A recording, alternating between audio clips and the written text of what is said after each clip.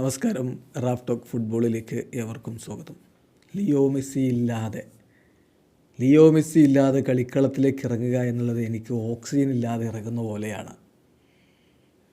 പറയുന്നത് അർജൻറ്റീനയുടെ സൂപ്പർ താരം Lautaro Martinez ആണ്. മെസ്സിയുടെ സാന്നിധ്യം തനിക്ക് വല്ലാത്ത കോൺഫിഡൻസ് നൽകിയിരുന്നു എന്നാണ് അദ്ദേഹം പറയുന്നത്. ഇപ്പോൾ അർജൻറ്റീന ചിലിക്കെതിരെ വേൾഡ് കപ്പ് ക്വാളിഫയർ മത്സരം കളിക്കാനുള്ള ഒരുക്കത്തിലാണല്ലോ. മെസ്സി ഇല്ല.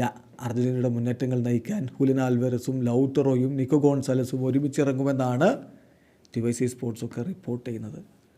എന്തായാലും ലൗട്ടറോയുടെ പ്രതികരണം നമ്മൾ നോക്കുകയാണ്. അദ്ദേഹം പറയുന്നു, മെസ്സിയുടെ ആബ്സെൻസ്, ദേശീയ ടീമിൽ മെസ്സിയുടെ ആബ്സെൻസ് എന്നെ സംബന്ധിച്ചിടത്തോളം വിതൗട്ട് ഓക്സിജൻ ഞാൻ നിൽക്കുന്ന ഒരു ഫീലാണ് ഉണ്ടാക്കുന്നത്. എനിക്കെൻ്റെ ഓൾഡർ ബ്രദർ ഇല്ല എന്നൊരു തോന്നൽ, ആ ഒരു മിസ്സിങ് ആണ്. മെസ്സിക്കൊപ്പം നിൽക്കുമ്പോൾ എനിക്ക് വലിയ ഒരു സേഫ്റ്റി ഫീലാണ് ഉണ്ടാവുക. ഞാൻ സേഫാണെന്ന് എനിക്ക് ഫീൽ ചെയ്യാറുണ്ട്. മെസ്സി എന്നെ അദ്ദേഹത്തിൻ്റെ സാന്നിധ്യം കൊണ്ട് ഒരുപാട് സഹായിച്ചിട്ടുണ്ട്.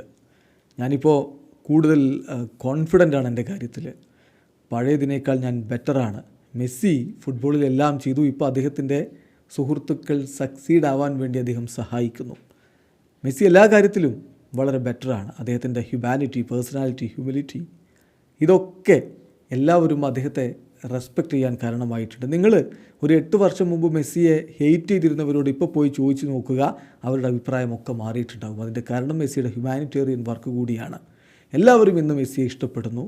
ഞാൻ ദേശീയ ടീമിൽ നേടുന്ന ഏതൊരു ഗോളും മെസ്സിക്ക് വേണ്ടി ഡെഡിക്കേറ്റ് ചെയ്യും എന്നാണ് ഇപ്പോൾ ലൗട്ടറോ പറയുന്നത്. എവിടെയുണ്ടാകും ഇങ്ങനെ ഒരു ക്യാപ്റ്റൻ?